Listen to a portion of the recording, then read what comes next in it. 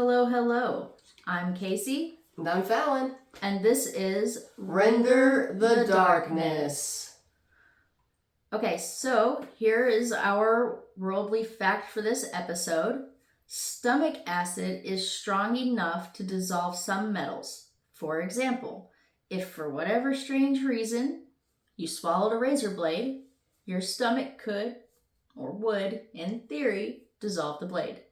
Interesting, but it would actually have to get past your throat first, right? Well, and this is not sponsored, but I remember on the show Strange Addictions, somebody had the addiction of swallowing razor blades. I don't know if they racked them or just swallowed them cold. Huh. But okay. Yeah, I think I kind of remember that episode. I just don't remember, like you said, if they wrapped them or if they just swallowed them like they were. But you figure if they did, it would have to mess up your throat. So, I mean, it had to. I don't, you would think. I don't know. Interesting. Maybe that's a question that a listener could answer. Yeah, maybe. I also read that your stomach could dissolve zinc. So if for whatever reason you accidentally swallow like a penny, it dissolved the zinc. I know my last case was a serial killer. This case came in as a listener recommendation and I have never heard of it, so I had to do it. This case is about Bela Kiss, a Hungarian serial killer. And let me tell you, it was very interesting learning about this guy. But before we dive into it, I definitely want to take a second to thank the listener who recommended it. I don't know if they want an honorable mention, so I will refer to them as N. Thank you very much, N, for the recommendation. I really enjoyed this case, or learning about this case, which gives me a perfect segue into my next sentence. We love all the recommendations, and please keep them coming. I promise if you recommend a case, we will get to it. Yes. That being said, it occurred to us that when we started asking for the listener recommendations, we forgot to ask a huge favor, which is if you could, when you're messaging or inquiring, however you are, about us doing a case, if you could just let us know if you would like your name to be mentioned or if you would not like your name to be mentioned. 1,000% okay either way. Right. Yeah.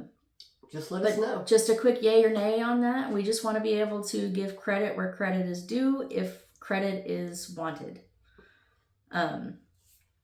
Also, on another quick note, one of our main goals is listener engagement. So please know that if you do reach out, we will respond to you every time. Every time. It may take us a day or two to be able to get to, but we will get to you. Also, please know you are being heard and seen every time. And please, again, keep those recommendations coming. Yes, please. Okay, so moving on, and by on, I mean into the case. This guy was really scary. He went by a couple different names. He was called the Hungarian serial killer, the Hungarian vampire, and the vampire of Sincata. Oh. I'm going to say Sincata. It might not be pronounced that way, so if I mispronounce it, I'm really sorry. Sincata? I'm not sure, but I'm going to go with Sincata. All right. Bela Kiss was accused of killing 24 young women and also draining them. And by draining them, I mean of their blood. Oh, gosh. He was also accused of what was referred to as pickling them in 75-gallon metal drums. Ew. I also read a couple of articles that said it was actually 23 women and 1 man. Okay. And we'll get to that a little further. I'm going to go with that being the actual what it was. Okay. Let's see if it's recording. Health. Now how do I play it? A good question. Let's just go with it. Pause. Just checking to make sure our audio is getting recorded. Oh my God, your Dr. Pepper bottle just gave me a heart attack. I was like, what's growling at us? Okay. Oh, that's funny. When it comes to his childhood or background before the killings, I really could not find just a whole lot on him. I could find that he was born in Issyk, Austria, Hungary in 1877. His parents' names, and I'm definitely gonna mispronounce these, so I apologize.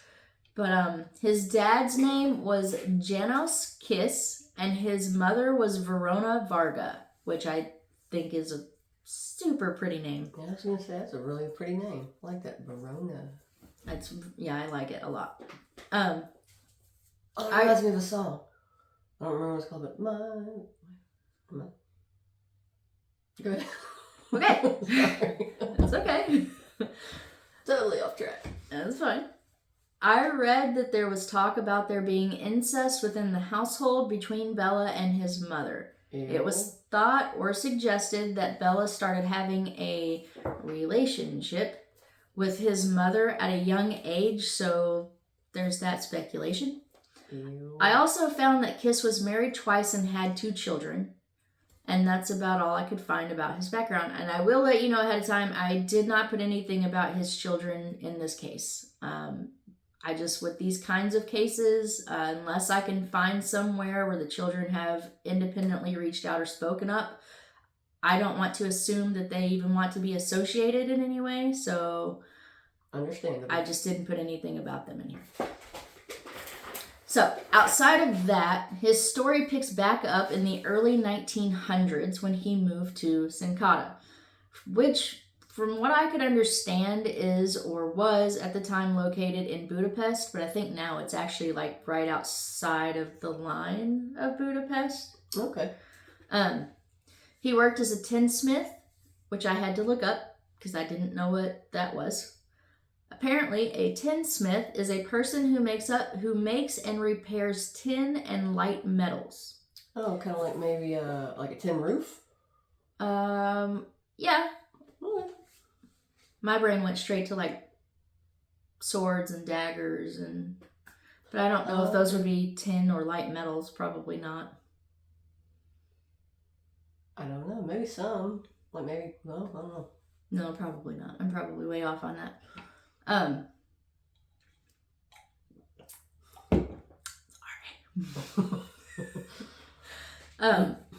I also read that he dabbled in astrology and occult practices. Upon moving to Sincada, he also hired an elderly woman named Miss Jakubik. But she not only kept the house, she often did all the domestic duties a wife would do, from what I read. Like all the domestic duties? From what I read. Oh. They were not specific, they just kept saying all. Okay. Kiss was considered by all rights a very handsome man. He was said to be tall, blonde-haired, and blue-eyed. He was often called a gentleman, and he threw a lot of really lavish parties that really drew the townspeople in, especially the women. Oh. But from what I read, these parties are not actually where he would get his victims. Huh. What he would do is he would put out personal ads and claim to be a widower looking for marriage or a psychic to lure women in. Oh. Around 1903 is when he put out his first personal ad under a fake name. He used the name Hoffman. Women quickly started responding. Some of them even went so far as to give him money, like all of their money and all of their assets. Oh, what would make them want to give him all their assets without even meeting this dude? He was a schmoozer. He was a charming man, from what I read. He could pretty much talk somebody into just about anything. Wow. Not a good idea. No. Over schmoozers? Question that. Oddly enough, no one ever actually got to meet any of the women that were going in and out of Kiss's home. And there was said to be a lot of women going in and out of Kiss's home. So for nobody to have met them, that's a bit strange. Yeah, that's a little strange. He did end up meeting a young lady in 1912 who was 15 years younger than Kiss. Her name was Maria. He would actually end up marrying Maria. And Kiss genuinely, by all accounts, from what I understood, was a great family man who absolutely adored his wife. Well, that's good. Unfortunately, Oh. this marriage wouldn't last long. Maria did not remain faithful. Oh, I wasn't expecting her to be the one to... Okay. She began sleeping with a man named Bakari. It wouldn't take long for them to, quote unquote, run off together. Spoiler alert, they did not in fact run off together. Uh-oh. Kiss strangled them both. Oh. Which is why I believe it was the 23 women and one man. Right, okay, that would make sense. Okay. So after this happened, he really ramped up his communications with the women responding to his ads. He was still using the letters as a way to obtain women's money and property, but now he had other intentions behind the letters. Now he also wanted to kill the women, so he would draw them to his home and then strangle them. It was said he would usually alternate between using his hands or using rope, but strangling them wasn't the only thing that he would do to the victims. So do you think what made him start wanting to do this was because of what he did to his wife and that guy, and it just kind of like gave him a rush, so he was wanting to do it more and more? I think that's what it was, yeah. I think once he got a taste for it, maybe he was aroused by it, or he came to the realization that it was something that gave him a thrill and he wanted to continue to do it. Okay. Or because it was mostly women, it might have also just been like a means to an end or security for him to know that he wouldn't get caught if there was nobody to go against him. Okay. I don't know. It's hard to say. So this is where those metal drums I mentioned earlier come in. When I said he would pickle his victims, like he literally pickled their bodies. He would fill the drums with methanol, which I think I read it was actually called wood alcohol. Not only would he put them in these drums, but he would also drain their blood, which was evident by the puncture wounds found on the victims' necks, which is why he's also referred to often as the vampire of Sincata. Okay. The drums were very much questioned, but Kiss always claimed that they were being used to store reserve gasoline for when the war came. Okay. Some townsfolk believed him, and some thought maybe he was using them to store alcohol, like alcohol, drinking alcohol. Oh, like a bootlegger. Like he was something like that. Okay. Yeah, nobody could have imagined what he was actually using those drums for. Kiss was drafted for the war in 1914, but the contents of the drums wouldn't be discovered until July of 1916. Oh, wow. When he left for the war, he left the house under the care of Miss Jakubik. A couple years after he left, the rumors started that Kiss had been killed in battle. Once the landlord, Martin Krasinski, had heard this, he decided to go to the property with the intentions of renovating the house. This is when he discovered the drums. Once he did, he found them to be odd, so he went and got one of the neighbors, a man by the name of Bela Kiss. They found all 7 drums immediately. After they opened them, some sources say one of the barrels and others say 2 of them. I'm going to go with 2 of them. Okay. They contacted the police after they discovered bodies were in both barrels. Ooh. And the reason I'm going with 2 of them is because I actually had read an article that described, one of the barrels being opened and then finding long brown hair and a body in a sack. And then they opened the second barrel and seen blonde hair. Okay. And when they seen the blonde hair was when they contacted the police. Okay. So it just seemed like that source was probably the most credible on what they found, just because the detail about what they seen in the barrels. Okay, yeah, that makes sense. Okay. But anyway, they contacted the police after they discovered the bodies were in both barrels. Dr. Charles Nagay, who was the chief of the Budapest police at the time, the chief notary, Gila Hizik, and the police proceeded to open the rest of the drums, and bodies were found in all 7. Oh, no.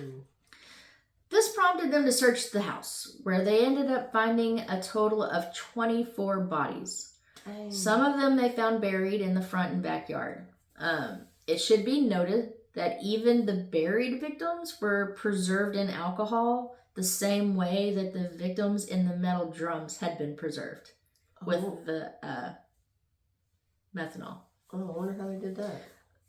Yeah, I had to stop and think about that too. And the only thing that makes sense to me is that with it being said that the women in the barrels were in sacks, I would assume it's kind of like, the individual pickles, how they sell them in individual packs, kind of like that. Maybe he put the women in sacks and then filled the sacks with the alcohol, sealed the sacks, and then buried them in the sacks. Okay, yeah. Okay. That's what my mind went to.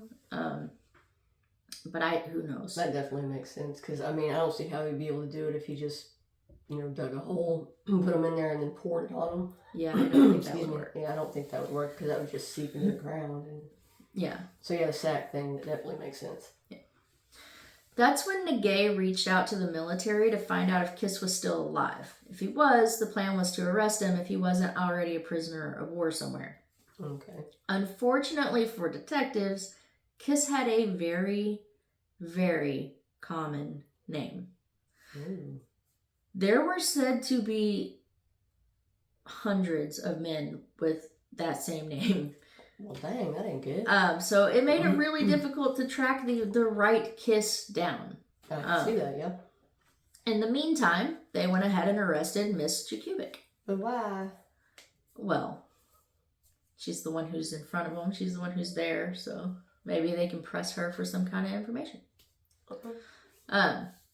After arresting her, they made sure to stop any outside communication that was intended for Kiss by contacting all of the local telegraphers and the postal services. And the reason they did that is because they were thinking it was possible he had had help in the murders.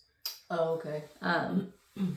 One thing that worked in the investigators' favor, for lack of better words, was that because of the way Kiss preserved the victims, most of them were still recognizable.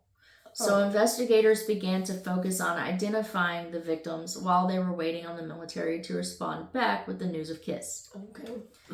Miss Jakubic was adamant she didn't know anything about the killings or the bodies being on the property. She even went so far as to show them to Kiss's bedroom and let them search, but they didn't find anything evidence-wise in his room.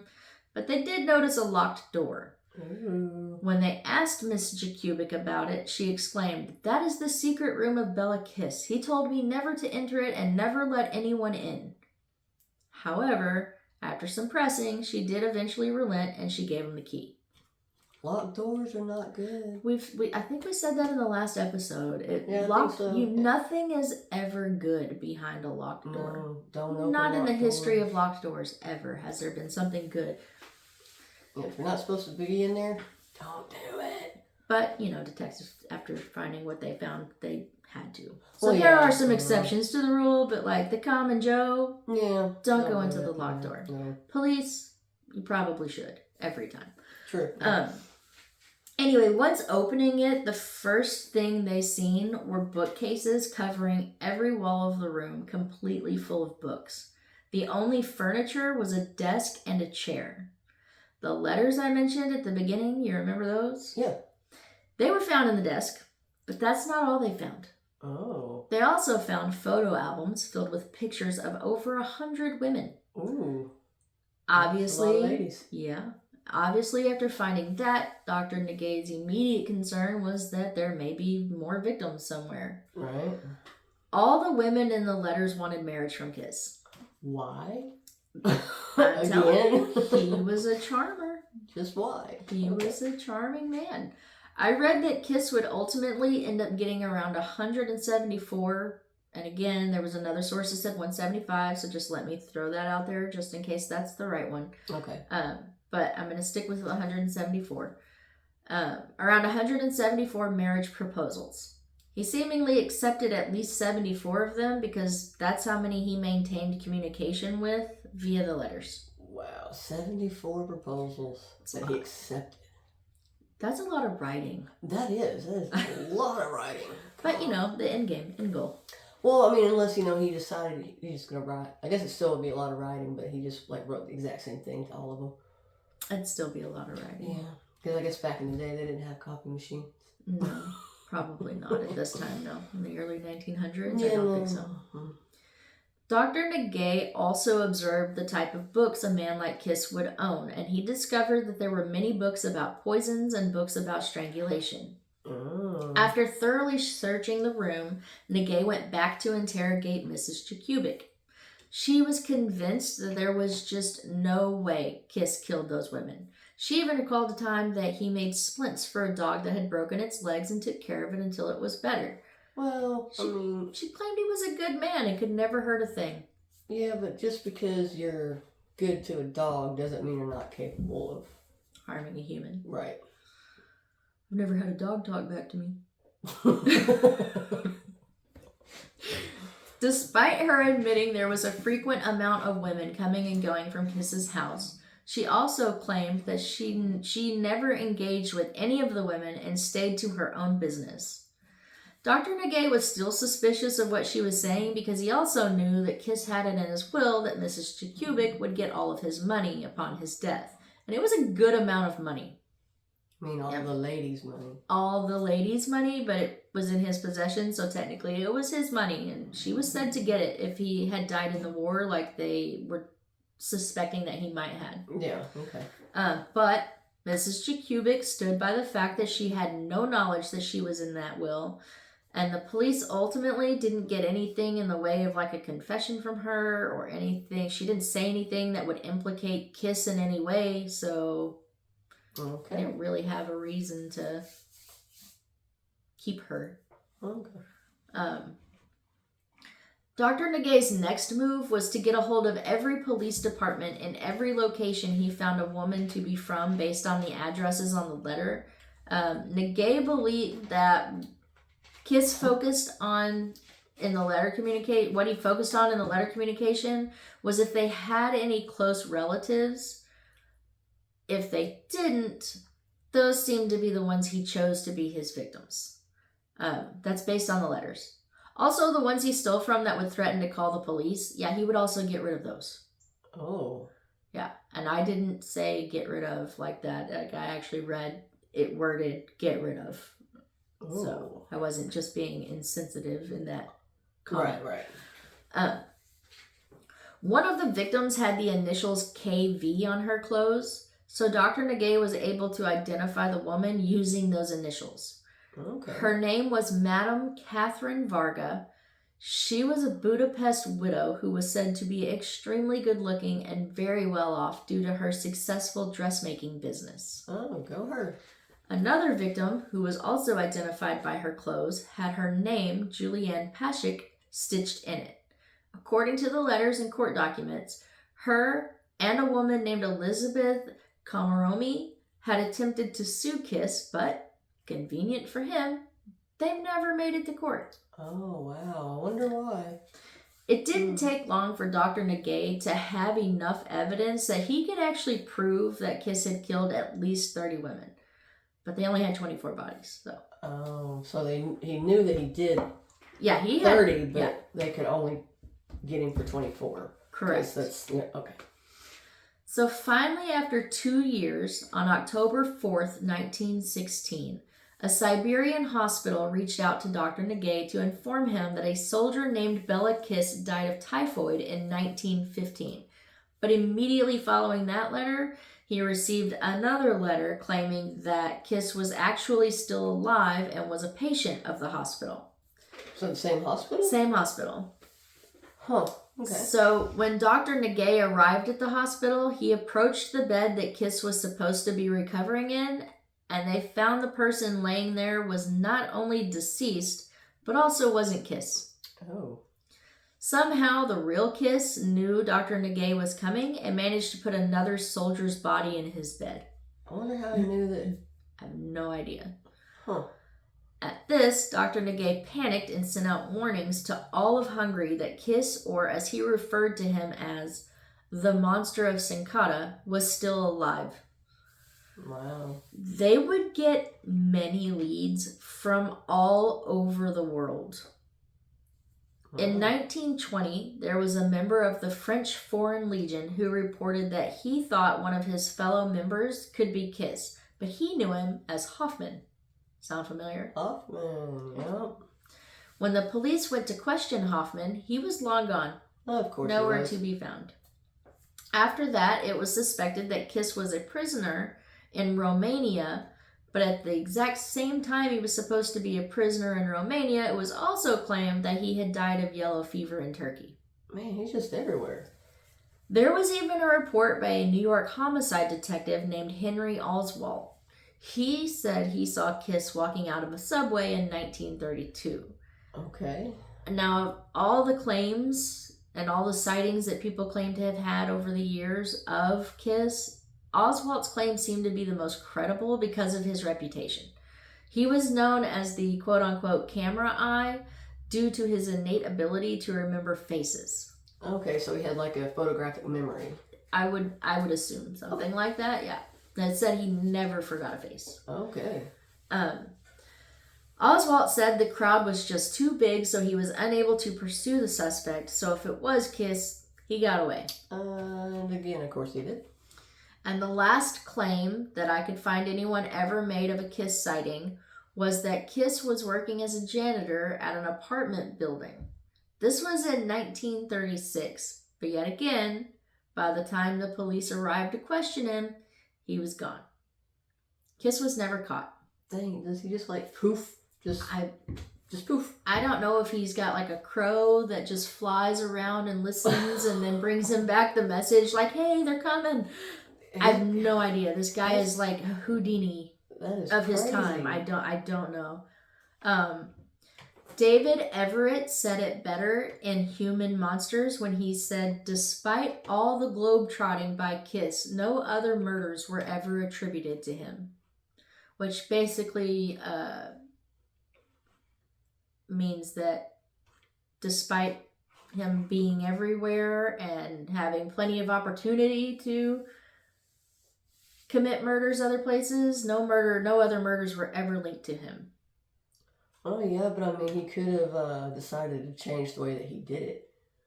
Well, that's true, but again, none of them were ever attributed to him, so which, with all that being true, it is really scary to think about, like, that not having any murders attributed to a person does not necessarily mean said person did not commit other murders. Right. It just means none were ever traced back to him. Right. Which means not only was he never caught, but the true number of victims remains unknown. Yeah, because it could be a whole lot more than the 24 or the 30. Sure, like a whole lot more if he like bounced around in these different places. It could have been, yeah. Which you'd think that would be the end of the Bela Kiss story. But Bela Kiss lives on in one form or another. He has been reimagined in many different ways by many different people. For example, there's a Swedish metal band that's called Bela Kiss. Another metal band called PUS who recorded songs about him. Okay. There was even an idea pitched for a silent movie inspired by Kiss that was written by the famous French actor / playwright / poet Antonin Artaud. I probably did not say that right, and I'm sorry. He was going to call it 32, and even though it never became a movie, or it becoming a movie never came to light, it can be found in Volume 3 in his collected works. The premise was almost spot on to the actual events, but he did alter a few of the details. Okay. In his script, he wrote Kiss's character as a medical professional. He gets approached by a younger woman after one of his lectures and she starts venting her sorrows to him. Kiss's character takes pity on her and invites her back to his place. When they get there, the woman sees 32 barrels and it freaks her out, so she flees quickly. Later, the war begins and Kiss's character is drafted. Then rumors circulate that he's been killed in battle. They remember that the professor was said to hoard paraffin at his house, so authorities go to his house and begin opening canisters. When they do, boom, they discover a dead woman had been, you guessed it, strangled with a silken cord. Okay, but he changed the amount of victims, right? Well, and he changed the amount of barrels, and he changed that he was a medical professor, and he strangled him with the silken cord in this one, and then the paraffin being at his house, and so he changed some details, but most of it's the gist of what happened. Right. Okay. There was also an old radio program called Unsolved Mysteries, and no, not that one. Oh. This was an actual radio program who did a dramatization of Kiss's story. It was called Bela Kiss, Mystery Man of Europe. Okay, nice. And Jay Stevens wrote a lively comic book called The Land of Nod, Rockabye Book, which had an evil character named Bela Kiss, which was believed to be based in part by the real Bela Kiss. Okay. The story of the comic is about a group of villains recruiting new members to their Jet Cat Hater Society. Jet Cat in the book is a superhero who is really a child named Melanie McKay that only turns into Jet Cat when she needs to fight evil. One of the new recruits to the Jet Cat Hater Society is a fellow calling himself Bela Kiss. I personally found the character rendition of Kiss to be quite comical, no pun intended. In the comic, he's portrayed as a pint-sized monster with a Frankenstein-like flat head wearing a Dracula-like cloak. Okay. And I got that insert from The Crimes of Bela Kiss by Marilyn Bardsley and Denise No, and that was at www.crimelibrary.org. But outside of that, there's just been other people throughout time that have kind of idolized him and really focused on the fact that he was the quote-unquote vampire, and just those kinds of things. Well, so he lives on in one way or another. Yeah, definitely. And he never got caught. So that was the very interesting story of Bela Kiss, the Hungarian serial killer. I do have a question. I mean, it's not about him, but you said the comic, the Jet Cat, but it's Jet Cat Hater Society, but she turns into Jet Cat. Yeah. And her group is called Jet Cat Hater Society. Mm-hmm. So, do they hate Jet Cat? No idea. Sorry, I know that was completely off base, idea. But that's just kind of like, why would it be called Jet Cat Hater Society if she turns into Jet Cat? I have no idea. Oh. But yeah, that was my story of Bela Kiss. Thank you again for the recommendation.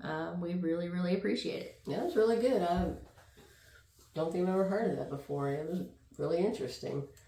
I still can't believe that he was never found. That just blows my mind. This guy was like, I don't know. You know how like magicians throw that like dust on the ground and then it makes the smoke cloud and they just disappear? Yeah. I think this guy had like a Chester drawer full of these little smoke bombs that he could just poof. He must have. Because there was like 2 or 3 times that they were right on him and could have had him, but then he was just ghost. He was a slippery little guy. He was. That being said, we're going to steer away from the case for just a second for me to ramble one more time, because I forgot to add this in the beginning. Another thing that we would like to do on our podcast is allow the listeners to come tell their own stories. Like if you have your own personal story that's within the true crime, paranormal, strange and unusual, folklore, cryptid, anything like that. If you have your own personal story or your family has its own personal story or there's just one that you want to tell because you think you can tell it well, we are 100,000% open to having guests on the show. And by guests, we mean listeners, just the regular common folk that listen to podcasts and got something to say. We would love to be your platform for that. If you don't feel comfortable being on the podcast, but you still have a story that you want out there, please shoot it our way. We would love to cover it for you. Yeah. Anything else you want to add to that? Not that I can think of. I think you said it pretty good yourself. So yeah, like I said, just reach out to us and we'll set up a Zoom with you where we can kind of discuss the details of the case and set up a good time to record an episode with you that works for everybody and everybody's schedule. But yeah, other than that, we can be seen on YouTube now, and we're on Spotify. Hi. Amazon Music, Apple Music, iHeartRadio, Facebook, Instagram, TikTok, Twitter, or X, Threads. Most of social medias. Pretty much, yeah.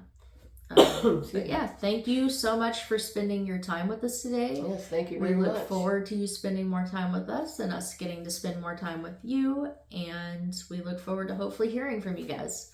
Yes. And we are... Render the darkness. Bye.